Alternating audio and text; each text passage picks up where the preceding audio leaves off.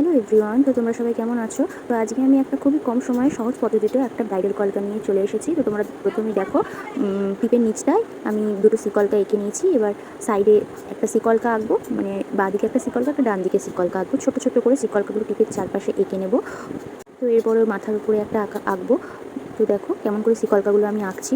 তো এরপর মিডিলগুলো ভরাট করতে হবে। এগুলোকে আম কলকা বলা হয়। মিডিলগুলো ভরাট করা হয়ে গেছে আমার প্রায় সব কটা। তো মিডিলগুলো ভরাট করার পর আমি সাইড থেকে একটা ছোট্ট ছোট্ট করে তকলকা এঁকে নেব। আর খুবই ছোট ছোট করে আঁকবে, যাতে দেখতে জিনিসটা সুন্দর হয়। অত মোটা করে আঁকলেও ভালো লাগবে না। তো খুবই ছোট ছোট করে তকলকাগুলো এঁকে নেবে।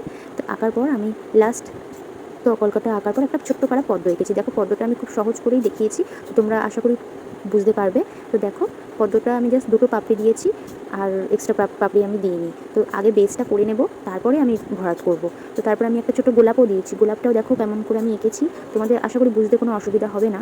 তো দেখো গোলাপটা আমার আঁকা হয়ে গেছে। এই দুটো জিনিস তোমরা চাইলে দিতেও পারো, আবার নাও দিতে পারো। আমার ভালো লেগেছিলো তাই আমি পদ্মার গোলাপটা এঁকেছিলাম। তো এবার তোমরা যদি ভালো না লাগে তোমরা নাই দিতে পারো, কোনো অসুবিধা নেই। তো তোমরা যেরকম আমি প্রথম থেকে দেখিয়েছি তকলকাগুলো সেরকম করে আঁকতে আঁকতে যাবে, তাহলেই ব্যাস হয়ে যাবে। তো আমার লাস্টের ক্লিপটা নেওয়া হয়নি, তো তোমরা সাইডেরটাই দেখে নিও একবার। তো দেখলেই আমি কীভাবে ভরাট করলাম। এবার সাইডগুলো আমি ভরাট করে নেবো, আর টিপের চারপাশগুলো ভরাট করে নেবো। যেটুকুগুলো ফাঁকা ফাঁকা লাগছে দেখতে, যেই সব জায়গাগুলো তোমাদের মনে হবে ফাঁকা রয়েছে সেই সব জায়গাগুলো তোমরা ডট দিয়ে কভার করে নেবে। কেননা যেসব জায়গাগুলো ফাঁকা ফাঁকা রয়েছে সেই সব জায়গাগুলোতে ডট দিলে দেখবে কলকাটাও তোমাদের পুরো ফুল কমপ্লিট লাগবে, আর দেখতেও সুন্দর লাগবে। তো দেখো আমি সেম যেরকম আমি ডান দিকে করেছি সেরকম আমি বাঁ দিকেও করবো। তো পুরো সেমভাবে আমি তকলকাগুলো এঁকে নিয়েছি।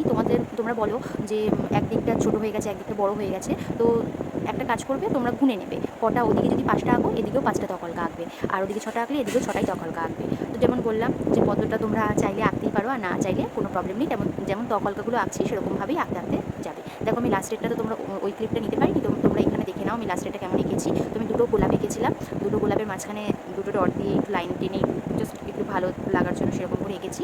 তো দেখো গোলাপটা আমি কীভাবে আঁকছি। তো তারপরে আমি জাস্ট সি কলকাগুলো করেছি, একদম সহজ যেগুলো হয় সি নর্মাল, যেটা আমি টিপের চারপাশে এঁকেছি সেরকম জাস্ট সাইডে দিয়ে নিয়েছি। 3টে সি কলকা এঁকে ডট ডট দিয়ে নিয়েছি। এইবার আমি পুরো কলকাটা ভরাট করবো।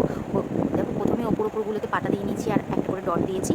তো পাতাগুলো প্রথমে আমি হালকা বেস দিয়ে কমপ্লিট করবো, পরে আমি হাইলাইট করবো।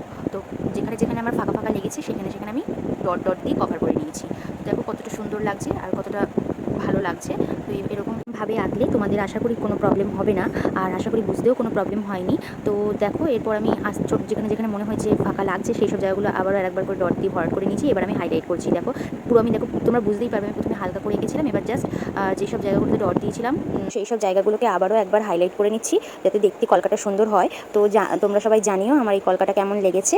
তো আজকের মতো এইটুকুই। তো আবার দেখা হবে নেক্সট ভিডিওতে। তো চলো টাটা।